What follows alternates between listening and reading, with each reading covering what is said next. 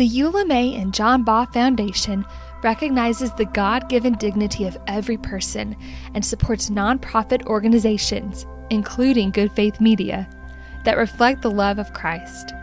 Among the Baugh Foundation's values are compassion, inclusivity, and church-state separation. The Baugh Foundation is pleased to support Good Faith Media and this podcast on the life and work of Molly T. Marshall. For generations to come, Baptists will have Molly Marshall to thank for any woman who preaches, teaches, or leads our churches or schools. I'm George Mason, host of the Good God Project, conversations that matter about faith and public life. You can find our weekly video podcasts on Good Faith Media or at goodgodproject.com. Thanks for tuning in to Brother Molly. Please stay tuned after the credits for an important epilogue to Brother Molly. And now, our sixth and final episode. Well-behaved women rarely make history. Amber Simpson, one of Molly's students at Central. That is a great quote for Molly T. Marshall.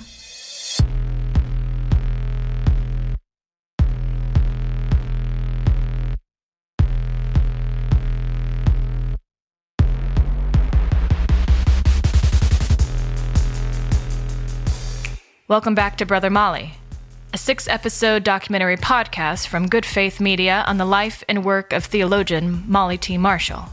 I'm Erica Whitaker.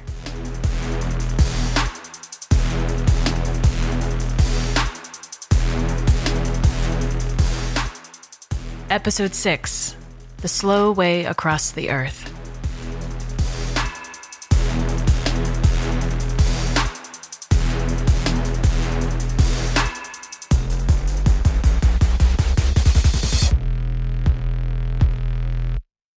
It's 2004, and Central Baptist Theological Seminary in Kansas City is in dire straits. Its downtown campus is crumbling, and the interim leadership is trying to hold the institution together. It's been Molly's home for nearly a decade. She's been professor of theology and spiritual formation, and just recently named acting academic dean. Now, a presidential search is underway. Helen Moore Montgomery, a longtime friend of Molly's, who was on Central's board of trustees at the time. I was blessed to be with the search committee that was appointed, and we talked to a lot of candidates. But in my heart, I thought, the leader is right here on the campus already. And the school was responding to Molly already. You could see there was growth, and there was interest in the school with Molly there. And she worked hard. She was so prepared.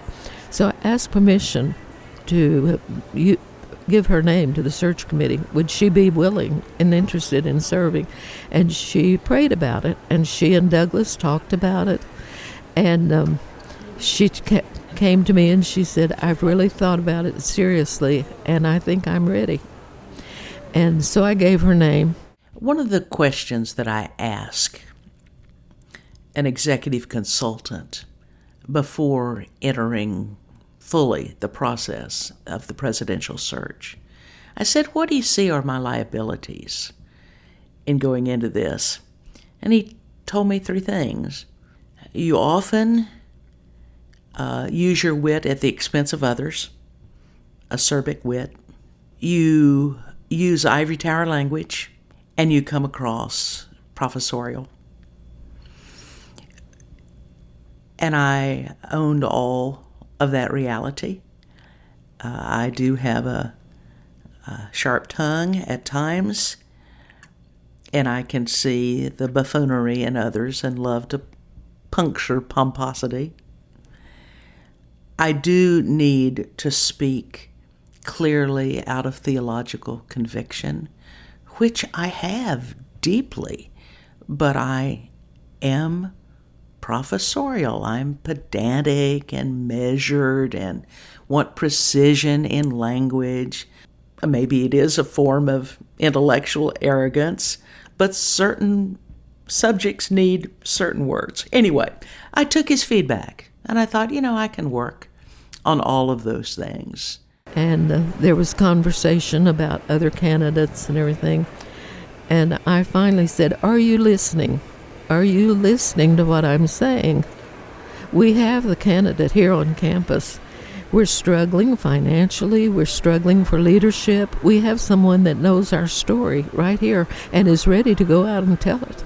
I think Molly is called to this place. She has all the scars and she wears them well." And another professor who was on the search committee representing the faculty spoke up and said, "I agree with Helen."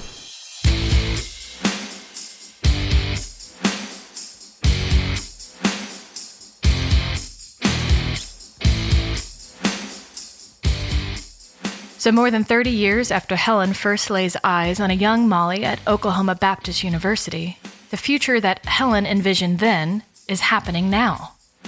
Molly T. Marshall levels up again, this time to the presidency of a Baptist seminary.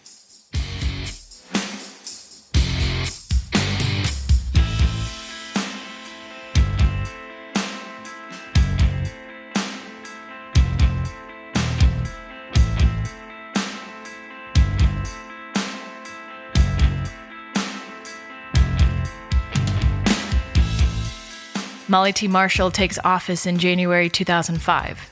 Her husband Douglas, though increasingly ill, is proud to be at her installation service.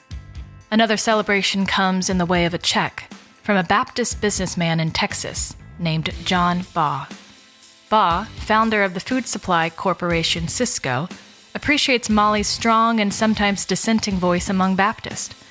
The gift, early in her presidential tenure, is a welcome encouragement in the face of hardship.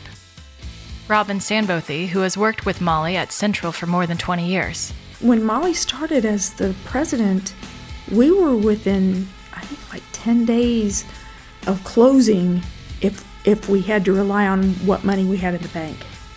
There was great fragility. Nobody really knew the full depths of the fragility yet, till we did a very, very close to forensic audit in the spring of 2005. But I knew that the fall, before I was elected, that the cash flow had dwindled and the reserve ratio was alarmingly weak. At one point, about 2 weeks of cash flow remaining. And liquidating, burning assets, liquidating endowment prior to my starting.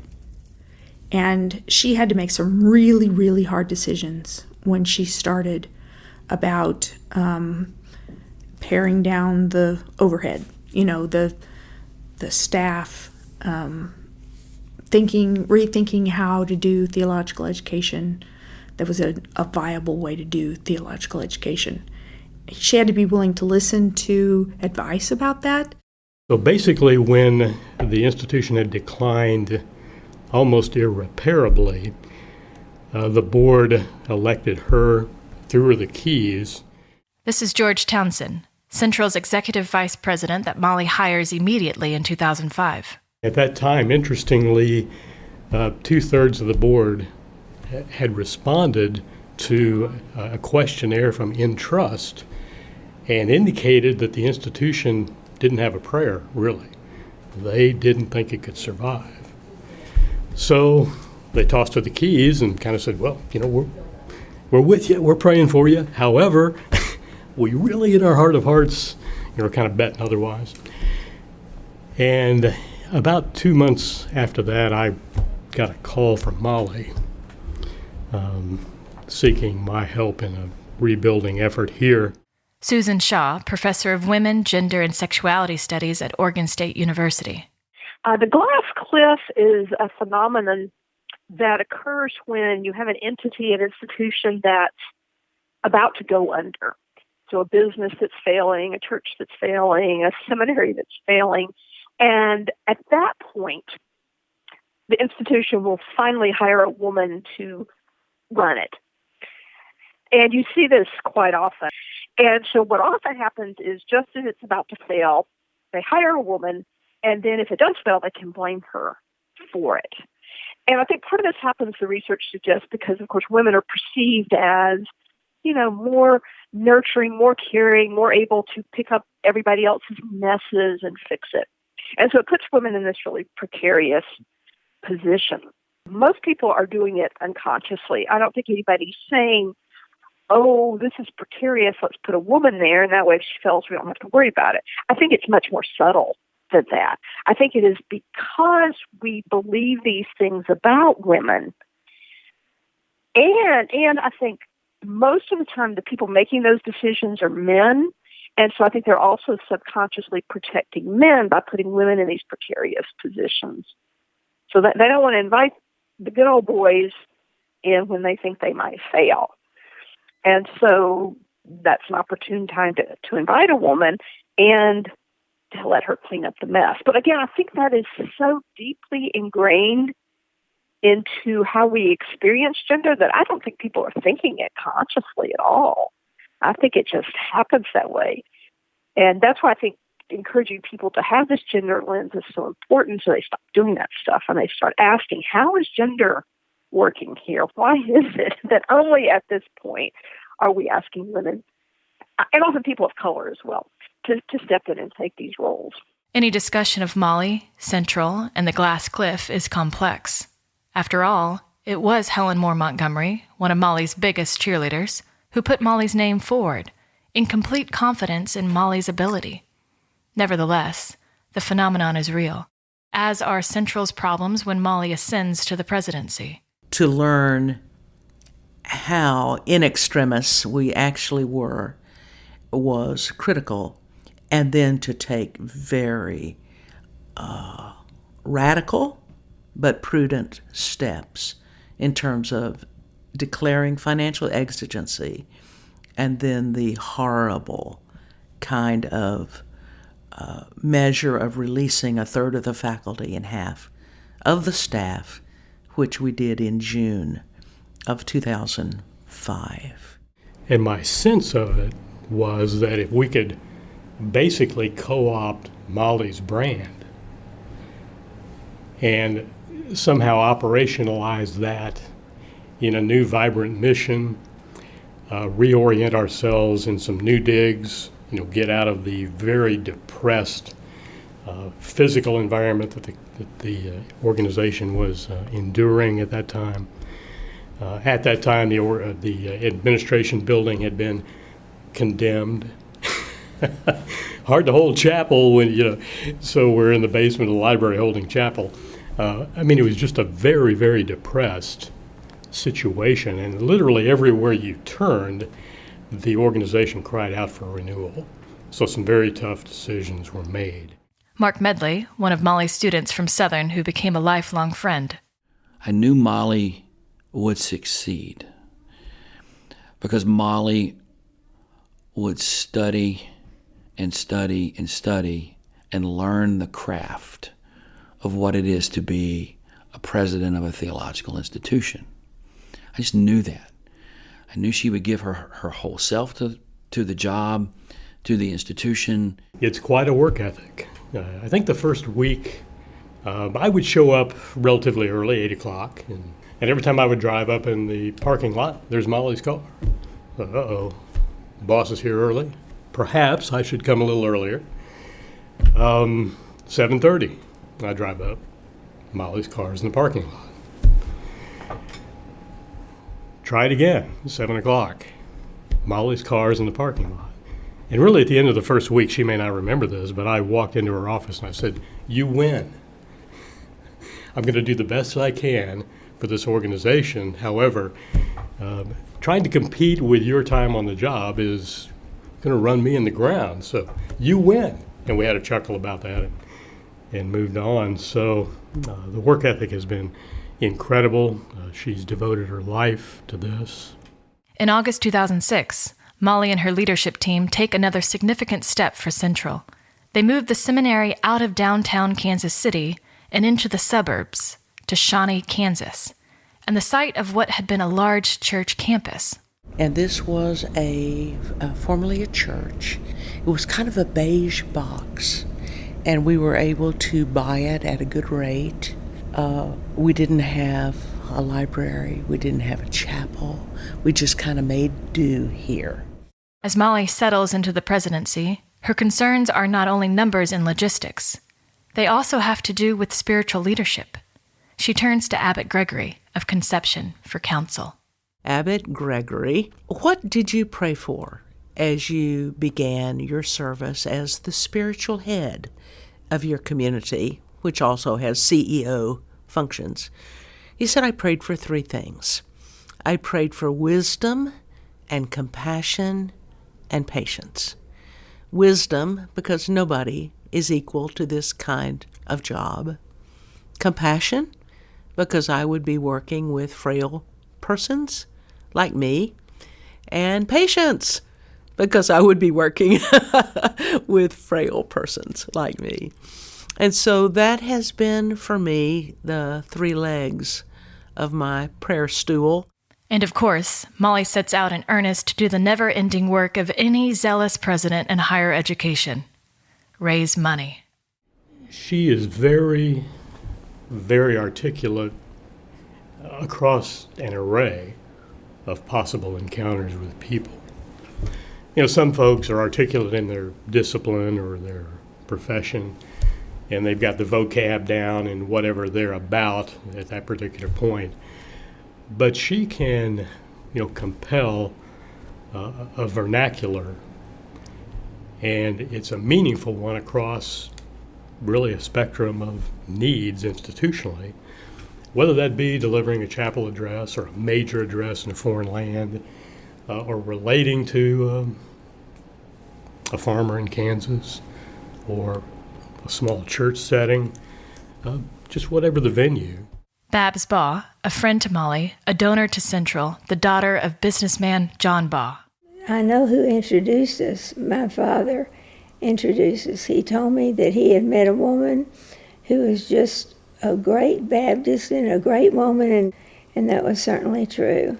Here's Donna Carrier, Molly's executive assistant, driving into campus.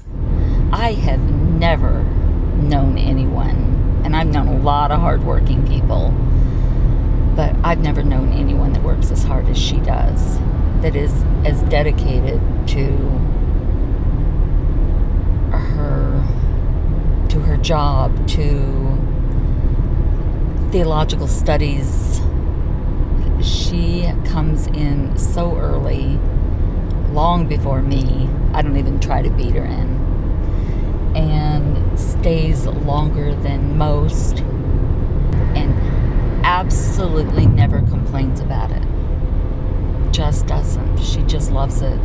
Molly proves successful as a fundraiser, even as she cares for Douglas and his failing health. When my husband was so ill, Abbot Gregory said, now just send a little note. We'll put it on the wall so that when people are in private prayer, they can remember you and Douglas. Just let us enter into this with you in prayer. I would leave early for school. I would get home at an optimal time, about 4:30, when his pain medications and all would mean that he could, and his breathing treatments would mean that he could sit and have a little bit of conversation. His line was always, tell me something good about the seminary. In 2009, Molly tells Douglas something good about the seminary, namely a $2 million gift from the Baugh Foundation to help construct a new chapel for Central. The seminary breaks ground for the holy space before May 23, 2010, the last day of Douglas Green's life on Earth. He looked at me that morning. He asked the nurse for a catheter. And he said, I'm not recoverable. His clinical assessment of where he was. And so basically I spent the day just sitting, holding his hand, having the gentlest of conversations about how God makes space in God's own eternity for us, even though we don't know the mystery of the passage. Douglas dies in the evening. It's Pentecost, a Christian holy day marking the gift of the Holy Spirit to Jesus' disciples, the death of a beloved husband, and the birthday of the church. The process of him dying and then actually accompanying his body to the point of cremation and bringing his body in that form to the church. Among those gathered for the funeral, Brother Cyprian, representing the Benedictines.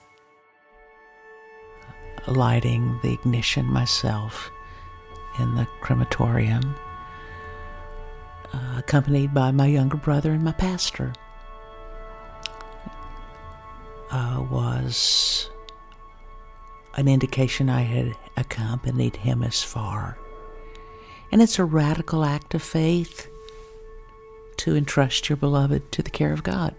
That's when it gets really real, is you profess belief in resurrection and the life everlasting all your days, and then at that threshold, you say, "Into your hands, O God, I have accompanied as far as I could."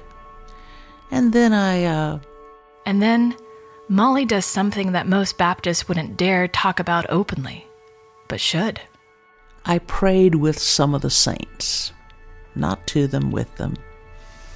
I prayed, Dale Moody, Eric Rust, some of my old professors were already on the other side.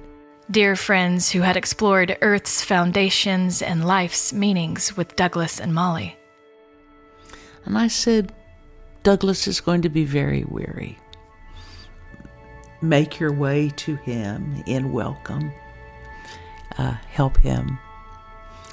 There's a wonderful ending song from St. Matthew's Passion by Bach. And it's when Jesus is placed into the tomb, and the women cry to Jesus in the tomb, "Rest softly, softly rest, dear exhausted limbs." And I was kind of acting in that in my intercession with some whom I knew he loved and respected, who knows the mystery of all of that, but entrusting to God's safekeeping, and joined with the saints of the ages. Absent from the body, I trust him to be present with the Lord. Molly had thought she and Douglas could wrestle something good from pain and heartbreak. They did. Now, the wrestle is gone. Only the good remains.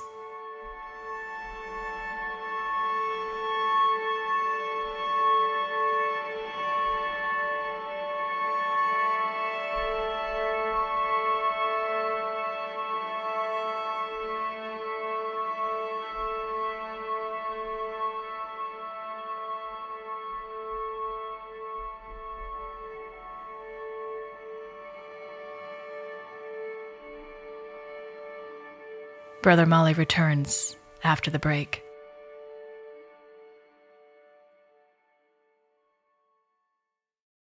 You're listening to Brother Molly, Season 1 of Good Faith Stories from Good Faith Media. Learn more about Molly T. Marshall in this podcast at brothermolly.com, and learn more about Good Faith Media at goodfaithmedia.org. Brother Molly continues. Central Baptist Theological Seminary dedicates its chapel, the Ball Marshall Chapel, in April 2011. Here's Molly now, giving us a tour. I had the furniture built in honor of my husband. So the green furnishings are the communion table and the chairs and the and the lectern podium. And our first candles came from the Abbey as they bore the light of Christ to us, as Brother Cyprian came, represented the Abbey, when we dedicated this chapel in April 2011. It's a very useful space, and so we arrange it in different ways for different things. Molly loves that the furnishings, of solid cherry and built by a monk, are movable. This feature kindles imagination and creativity. There's a Benedictine cross, a circular table around which folks can gather, large windows so that those inside can read the book of nature as well as the book of scripture. And then Molly says, "Let me play the organ for you." Can she play the organ as well as tennis? Molly, wearing a red blouse, as is so often the case, takes a seat at the organ, provided by the Pillsbury Foundation. So let's do a little hundo.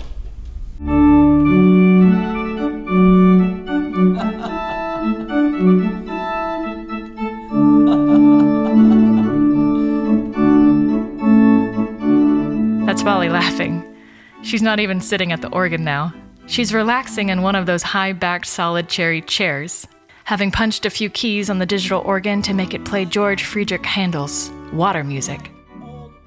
She says this is her shtick when giving tours. Actually, I've not really trained anybody else to do it. It's a little job security that I'm the organist.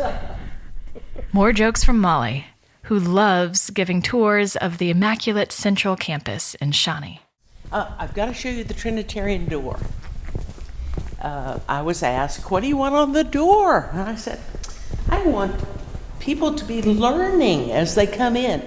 Typical Molly, as are the next 5 minutes in which she explains the theology of the chapel door. Very, very heavy, and you see why we've got 5 hinges, because it's very heavy.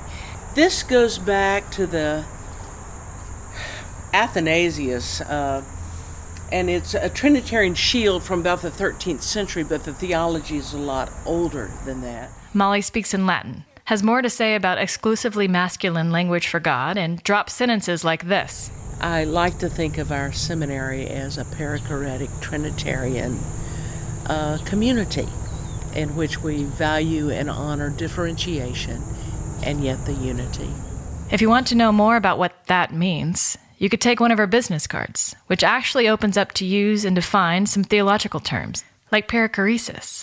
Or you could take theology classes from Central, an innovator in theological education. Central has global partnerships in Myanmar and South Korea, locations in Michigan, Wisconsin, and Tennessee, and an impressive technological infrastructure at the main campus in Shawnee for online and distance learning. The 10-acre campus has also become a community hub, highlighting its hospitable space for students and others. Molly, still giving a tour of the main campus. She's on the 2nd floor of the main building, dropping by to see faculty and staff in the Korean Studies program.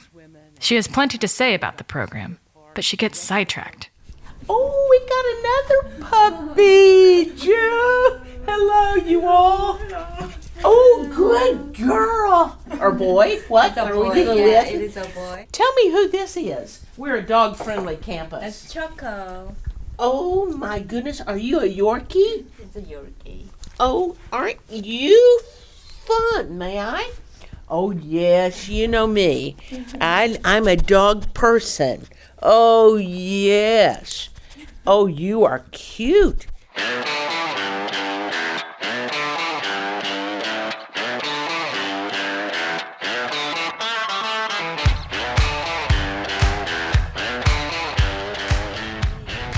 It's August 2019, and Molly is heading back to Conception Abbey. She stops at the Kansas City airport to pick up Marie and John, 2 of her faculty members who work at Central's Wisconsin location. They're all headed to the Abbey for Central's faculty retreat. It will be Molly's last, for she has announced her retirement from Central in May 2020.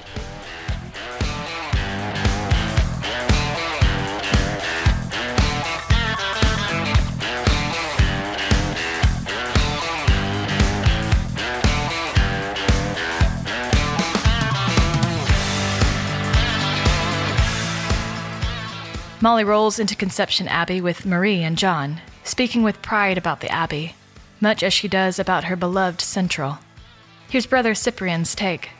I mean, this is, for all practical purposes, satellite campus of Central Baptist Theological out of Shawnee, you know. They got satellite campuses throughout the country, but this is satellite campus in many ways.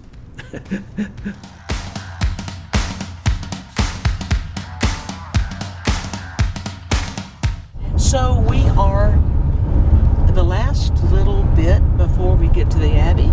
As we come up this hill, you're going to see a beautiful, just the Twin Towers now, of the Romanesque monastery, which was started in the 1880s. After 25 years at Central, 15 as president, Molly T. Marshall is preparing herself for a new adventure. Here's Francisco Latardo, Central's Vice President of Community Engagement.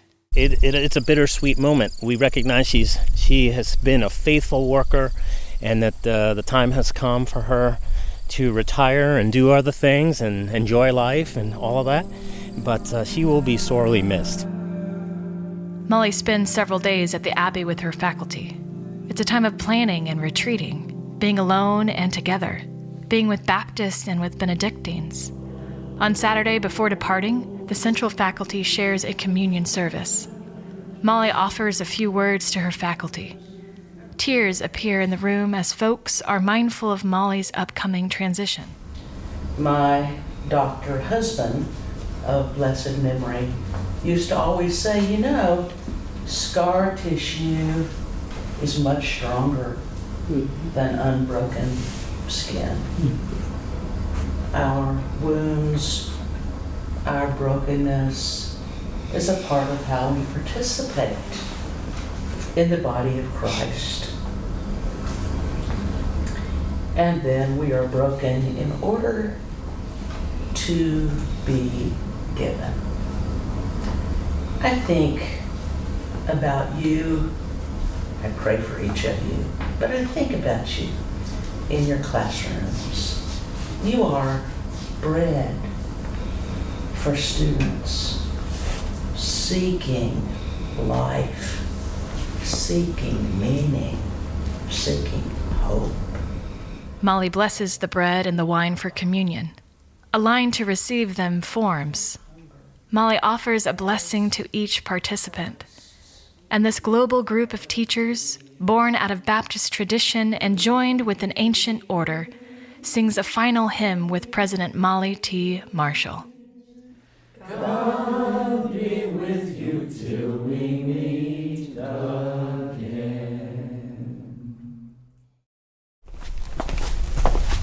It would not surprise you that I still dream about being in this library. I just spent so much time here. We asked Molly to meet us at Southern Baptist Theological Seminary in Louisville. She did.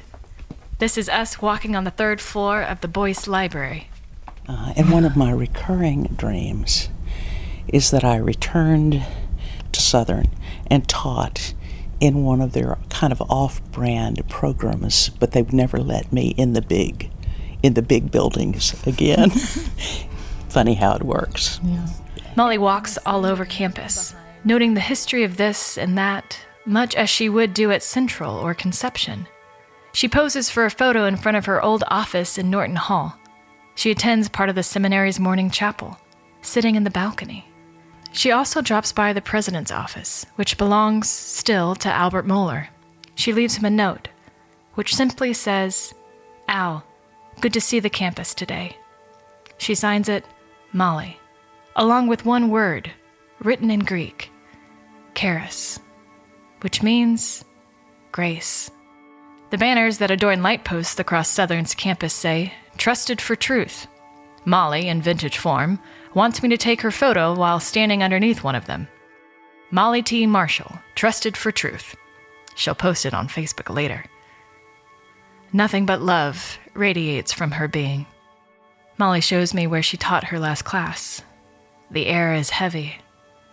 We stop on the staircase and she points to where she once climbed across the roof to avoid being interrogated by trustees. She laughs, and I laugh with her. She recalls when she went up for tenure. She glows. We wind up in the McCall Pavilion, where a wall documents various parts of Southern's history. She stops. Molly is not on it. No women are. We sit down for a break on a nearby bench, in front of a wall covered in the past. We talk about the future. My deepest desire is to remain useful and generative and empowering to the lives of others. So, I wonder if the midwives back in Moses' day counted all the babies that they brought forth into being. I hope so. I hope so. Well, they did. And then Albert Moeller comes walking down the hall. He and Molly have not seen each other in a quarter century. I watch in awe at Brother Molly. They shake hands. He says he received her note and that he wanted to welcome her to campus. You have to understand that in my understanding of this institution, which can only come by someone who lived its history for so long, as Molly did, it is a gift when there is ever anyone who is back on this campus. It's a living history, and it's a gift. I'd be disappointed for someone who is a part of this story not to feel welcome and graciously received on this campus. And not only that, personally, I would feel the loss of even being able to say hello. Well, I appreciate that. I appreciate the welcome. Molly and Al, Dr. Marshall and Dr. Moeller, spend several minutes talking politely about something they have in common, theological education, and how it's changing along with the church. They talk generally, as two Baptist seminary presidents, about preparing students for lives of service and ministry. Molly recounts for him what we've been doing on campus. Basically, we have strolled the campus, and I've talked about where I lived, where I taught, how my great-aunt Clem was here as a WMU school member. Mary is actually speaking to a professional women's group and was not in chapel this morning, or she would have been there. But she would have wanted to say hello. I appreciate that. Give her my greetings. The first thing she always says when your name is mentioned is how kind you were to our children. Well, thank you for that. That's a very sweet thing to say. Well, I appreciate that. I intend to be a kind person. Well, I intend to be as well. And I'm thankful for an opportunity for a kind meeting. Indeed. Yes. I hope you have a good time on the campus. Thank you. Molly leaves and gets back on a plane to fly home. She returns to Central and the president's office, where the 3 visitors icon by Andrei Rublev hangs above her desk, each visitor with both wings and staff. Iconography has a history of interpretation, almost like a text does. And so one of the questions that has troubled those trying to interpret the icon is, why would some figure that could go at the speed of light, winged figure, need a staff? And one of the interpreters has said, because God chooses to make the slow way across the earth with us, which I love.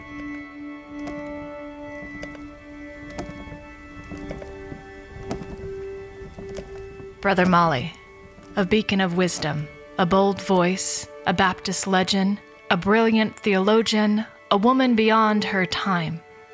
Molly Truman Marshall, who is making her home with others in God. I hear every day people asking her when I'm around, oh, what are you going to do? I've heard you're retiring. What are you going to do? And they say it like this is the end of the world and the end of her life. I cannot wait to see where she goes. I think she's going to do great things, adventurous, wonderful things, open the eyes of a lot of people. We have so many people that are so bound in tradition. We've always done it that way. She's going to show them new ways. Molly Marshall is a force of nature. I show Battle for the Minds still. It's amazing how that's still resonant. And of course, I always want to know what became of Molly Marshall. And it gives me such great pleasure to say, oh, she went on to become the first woman president of a Baptist seminary, and she is doing very well. So many women called to ministry have looked to Molly through the decades as a role model. And Molly is definitely a person who is fierce and simultaneously graceful. And I think that's one of the unique things about Molly. Her support and advocacy for women in ministry really can't be overstated. You just can't. There's no way to say more than what she's actually done. Many of her legacies will be invisible to the average person. She strengthened and shored up the school in ways that no one from the outside will really see. She raised a seminary out of the cemetery. She's just caused us as Baptists to really think and ask very important questions, and she's not afraid of the questions. She has a personal interest in the well-being and the faithful service of the people she's privileged to lead. To me, you can't explain Molly without the Holy Spirit. Her capacity to be able to mentor me and share with me her experiences, her insights into things. Molly has this way of making you feel like whatever it is that you're interested in or want to do is important.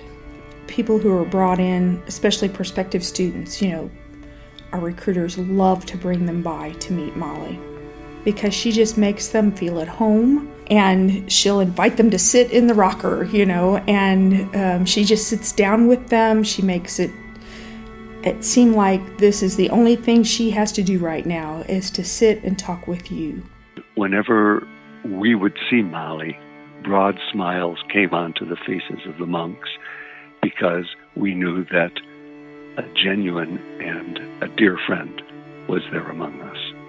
I think she is a fantastic example for women who have been told they're too much or that they should be quiet, which I think can be almost every single woman. She has been a torchbearer for other women to stand up and say no, and this is not how it's going to be. Yeah, she has scars to prove all of her stories, but she has wisdom and she's strong. I have learned to interpret suffering as a part of the paschal mystery of Christ, who through death new life comes.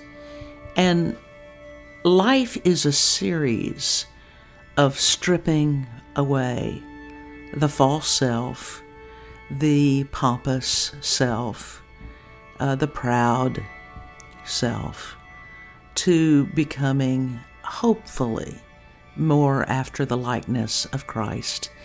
For some of us, it takes a good while for that to occur, but I've tried to extend similar generosity to others, even as I've learned to value and give thanks for God's great patience with me.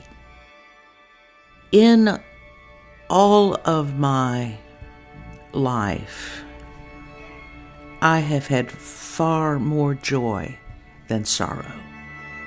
Far more.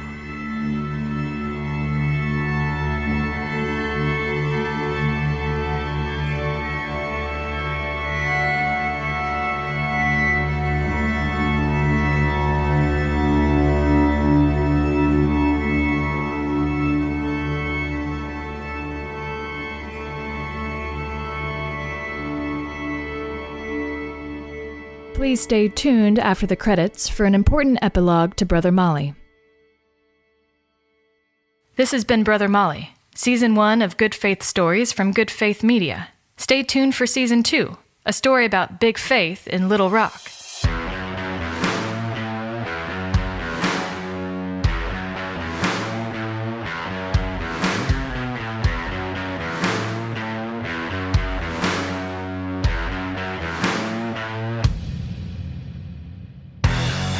Brother Molly is a production of Good Faith Media. It's hosted by me, Erica Whitaker. It's written by Cliff Vaughn with additional writing by me. Cliff Vaughn is the producer and editor, and Mitch Randall is the executive producer. Narration recorded by Carter Harrell. Thanks to all of our interviewees: Babs Ball, Julie Ball Cloud, Jackie Ball Moore, Eileen Campbell-Reed, Donna Carrier, David Goatley, Steve Haddon, Ray Higgins, June Honeycutt, Angie Jackson, John Jones, Brother Cyprian Langlois, Francisco Latardo, Linda McKinnish-Bridges, Mark Medley, Albert Moeller, Helen Moore Montgomery, Abbott Benedict Neenan, Brother Joseph O'Neill, Marie Anrubuarari, John Park, Abbott Gregory Pullen, Robin Sanbothi, Susan Shaw, Amber Simpson, George Townsend, and David Wilkinson. The music is from Pond 5. You heard excerpts from Australian Broadcasting Commission, UCLA Campus Events Commission, Southern Baptist Historical Library and Archives, the United Nations, the WPA Film Library, Battle for the Minds by Steve Lipscomb, and The Big Fights. Special thanks to Ursula Harrison, Sally Holt, and Carol Ann Von Cross. I'm Reverend Erica Whitaker. Thanks for listening.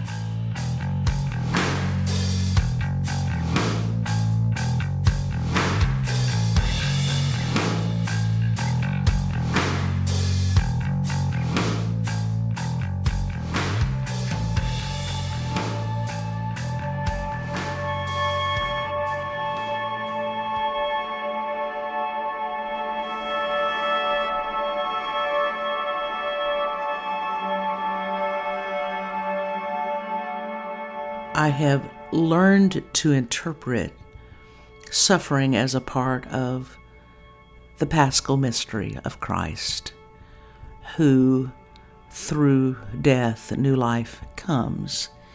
And life is a series of stripping away the false self, the pompous self, the proud self.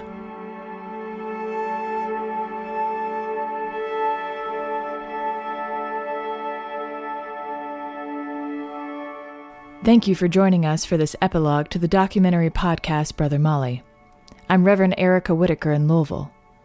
We trust that you've listened already to the prologue and the original 6 episodes. Those 6 episodes, including all interviews in them, were produced prior to Molly's resignation. They are important, equally important to anything you are about to hear. What follows is a conversation between Molly and the podcast writer and producer Cliff Vaughn. Molly spoke with Cliff on the phone and on the record April 2nd. That was 3 days after Central Seminary announced it had accepted Molly's resignation, just shy, of course, of her planned retirement in May. Central's announcement of Molly's resignation offered few specifics, saying the personnel matter required confidentiality. However, the announcement included the following statement from Molly. I offered my resignation effective March 1, 2020. To the Executive Committee because of an ethical lapse that betrayed my stewardship of office, which I voluntarily surfaced to governance because of my desire to protect the seminary. I humbly apologize to the board and the rest of the Central constituency and seek forgiveness. My deepest prayer is for the flourishing of the school and her new president. We reached out to the seminary for additional comment. It politely declined the invitation. Molly's statement, included in Central's March 30th announcement, has been Molly's only public statement since her resignation to this point. Here now, some of the phone conversation between Molly and Cliff.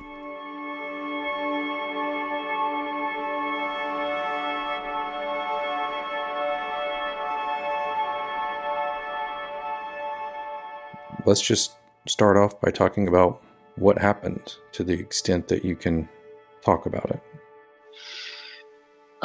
What happened was, as my public statement has said, I committed an ethical lapse. It was not related to money or fraud, and I reported it to our governance for the sake of the school. Are you able to say, do you want to say that it did not involve either something at Central? I mean, even though you say it's a breach of your office, it did not involve anything at Central. Various considerations prevent Molly from saying more on the record about what she calls an ethical lapse. But we think it's important to note that our finding, based on information we obtained, is that Molly's situation involves no illegal behavior at Central or elsewhere. When Molly uses the phrase stewardship of office, she is referring to high expectations of a seminary president in all matters public and private. I wonder, have I made some bad assumptions as I've questioned you across the months? Try as I might to check my assumptions. I think we all continue to make assumptions based on our own thoughts and experience and beliefs and so forth. But I guess this is my way of saying, is there something that I just still don't get about you, but it's really important that I do? No, I don't think so. Cliff, you and I have talked about a life of faith is chasing after something beautiful. Yes. I think you have rightly perceived that that is what I've been doing. I have wanted to have a life worthy of the calling with which I've been called. And you have understood that that has been the chief architecture of my life. And you also are well aware that a person's story has episodes that they would not want the whole world to know. Can you talk a little bit about how you became vulnerable to the lapse of which you speak? I don't mean the end of my professional career to be a cautionary tale, but I ignored some basic self-care issues of rest, of strengthening bonds of friendship with many who care for me. I just worked too hard and was inattentive in some ways to being a whole person.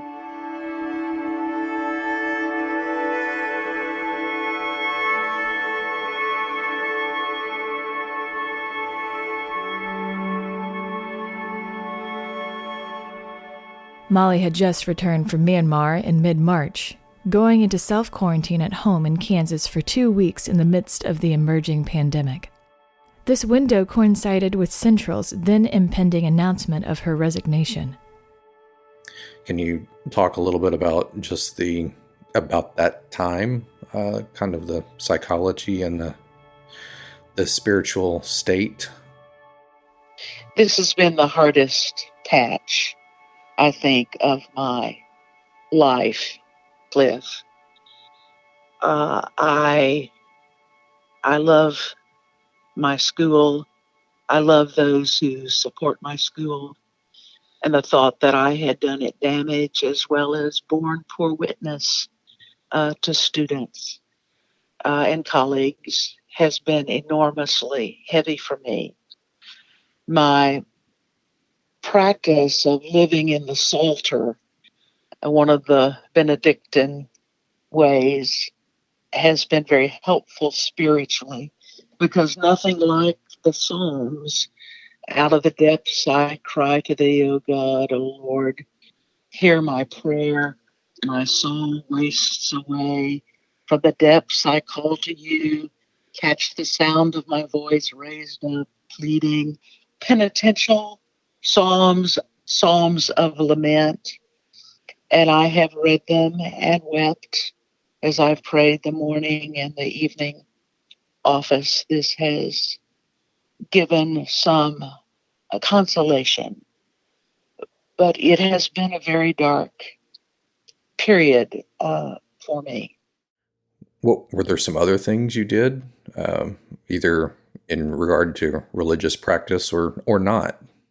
Well, of course, sometimes it is just breathe and trust that the Holy Spirit continues to fill you and cleanse you and bring you to a place of greater peace before God and with others. Once the announcement broke there has been an enormous outpouring of kindness, persons who know I'm a flawed human as is every other, and who have said it takes courage to admit you're wrong. It's a profound act of humility to make public uh, your own transgression. And so I have been heartened by those words. Of course, it's harder for all of us these days because we don't gather as the community, and so our physical distancing means it's harder in these times. I'm grateful for a couple of pastors who have been particularly helpful to me. I think in a previous conversation that you and I have had, you talked about feeling the need or want for absolution from a religious source. And I was curious if you have gotten that and what that feels and looks like for you. Thanks, Cliff. Yes, because I am a inveterate Baptist, I reached to Baptist sources, one who took initiative toward me, and I was able to tell her, I need your prayer and I need a sacrament of reconciliation, proclaiming that I am forgiven. And she was able to do that. Another pastor in a long conversation was able to offer a similar word of understanding and forgiveness. These are very important to me. Of course, I've confessed over and over my sin to God, to my brother, to my family. But I needed one who stands in the place of Christ, who also knows suffering and weakness as Christ is described in Hebrews. And I needed persons who could stand in that place to offer his word of forgiveness. I wasn't able to go to the Abbey and sit behind the screen with my monk friends. They are live streaming lauds and vespers and mass. And so I've been listening some as they have prayed the Psalter. But no, they are well in quarantine, trying to prevent people from coming into their community. And quite frankly, Cliff, I am pretty publicly humiliated, and I want to not spread my pain any further than is necessary.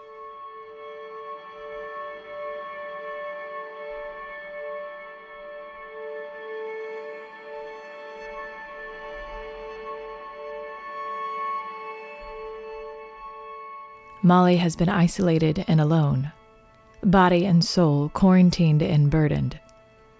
She has turned to the book of Psalms, songs of ancient souls sung long ago.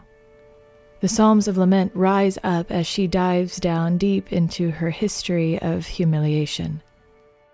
You and I have talked previously about times in your life when you felt publicly humiliated.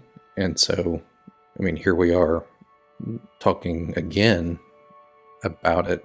Well, this differs greatly from some past things when Douglas confessed to a crime, and then when I was dismissed from Southern Seminary. Neither of those was my direct doing. This one is a matter of conscience, which I voluntarily surfaced, hoping that it could be done more quietly. But it has not been able to be done in that way. And so I've tried to live into the reality of the personal cost of being accountable. I give great thanks to God and to Central for the nearly 25 years that I served there, and grateful for the good things of my nearly 16 years as president. I certainly pray that this lapse in my summative year will not imperil the school and will be not thought of as somehow the whole of my trajectory. We talked about in the early days of producing the podcast and then really throughout production how important it was from our point of view to try to cover the expanse of your life, the breadth of your life and experience, realizing that no one episode says everything.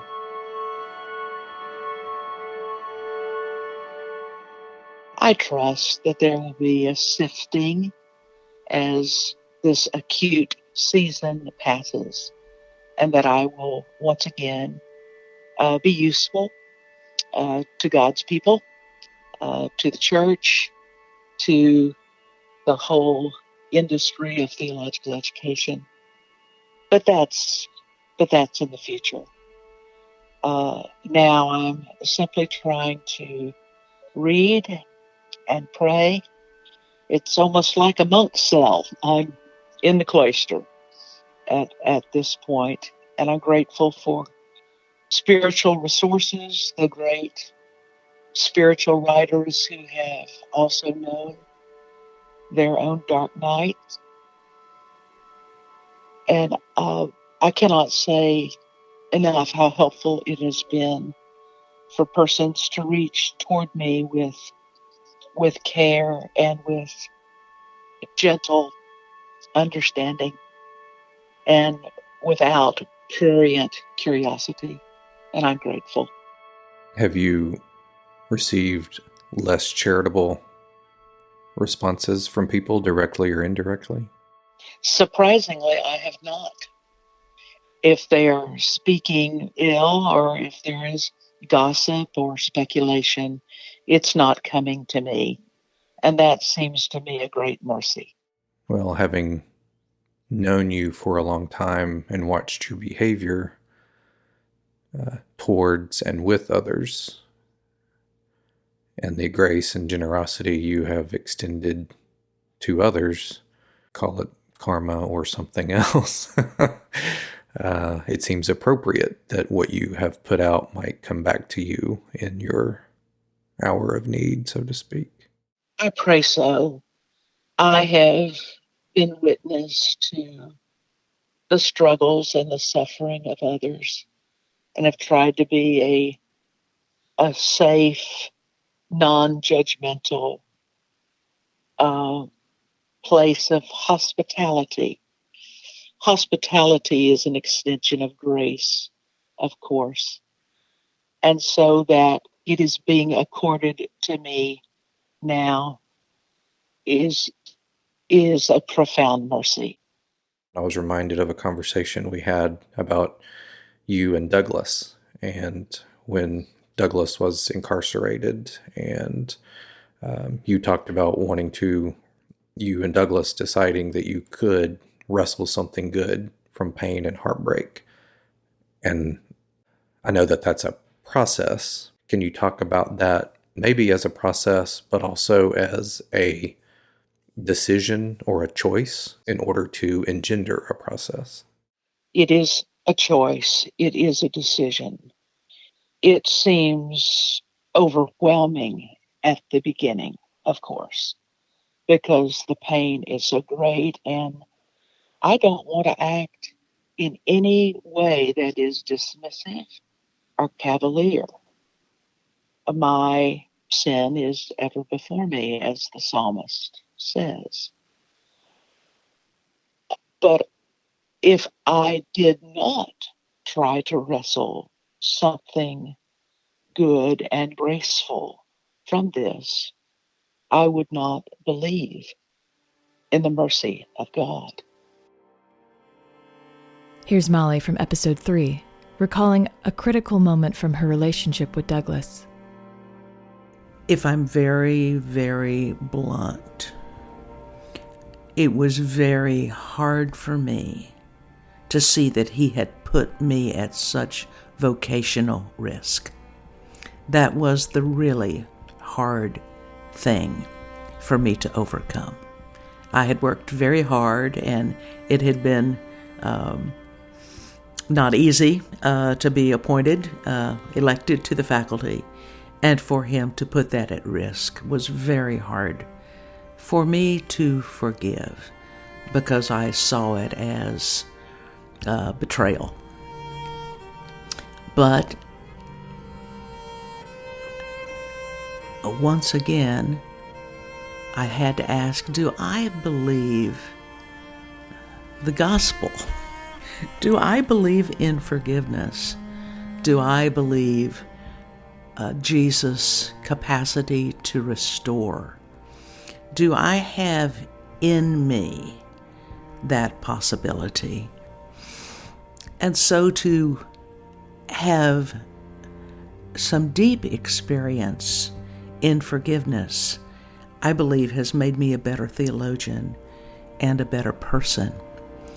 Allows me to hold things a little more lightly, with a little more humility, a little less judgment. But I have tried to practice what I think is the hardest Christian virtue, which is forgiveness. Is this another moment, not only in which you have had to ask yourself what you really believe, but it's also a moment for people who are not only your friends, but people who may not like you also have to ask themselves, each of us has to ask ourselves, well, what do we really believe? Yes, the same questions emerge. My abiding faith in God's mercy has not been questioned. It just takes a bit to allow it to seep into all the realities of my life at this point. But grace, forgiveness, the trust that God can make all things new is deeper than ever before, even as I work out with fear and trembling the implications of this present moment. What do you fear right now? I fear that my whole life will be summed up by this lapse. I fear that my treasured school will suffer. I fear that speculation will make my ethical lapse a larger reality than what it actually was. However, humility requires that I simply do not try to defend myself or make excuses, but simply be clear that I was not a steward of my office in its full sense. And for those who looked at me as a leader, as a role model, I grieve deeply for the hurt that I have caused. all those women I have mentored over the years, those men. And so I am profoundly grieved for that. Fear and failure, grief and agony. I'm reminded of an exchange with Molly while we sat on a bench at Southern Seminary last September. You haven't heard it before. My biggest fear as a young, very vocal female pastor is that I might turn into the very monsters who wounded me along the way. Yes. That's the cycle of violence and how trauma gets revisited. I spoke at length this morning with Cliff about the practice of forgiveness being the hardest spiritual practice. And if we don't do it, we bind the people who have wounded us to us, and we're not free. Yeah. And so it's a releasement, not only for their sake, but for our own. But we don't want to become like those who have wounded us. We do not want to be persons who have so little empathy that we cannot see beyond our own self-interest.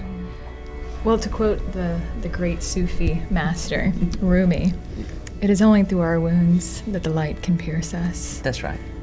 And perhaps Henry Nouwen wrote it the best. How do we become wounded healers? And I think that takes a lifetime. It does. It does. Especially when your heart has been broken over and over again. You know, how does it break open instead of shatter to pieces? Molly's words that day remind me now that we cannot live within the prisons of our wounds, even the self-inflicted ones. This is a painful question for me to ask. Do you regret doing the podcast? Not at all, Cliff.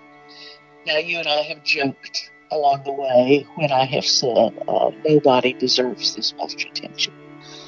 But no, I don't regret it, and particularly now, as I have the opportunity to have this final segment, epilogue conversation with you. It gives perspective to the whole.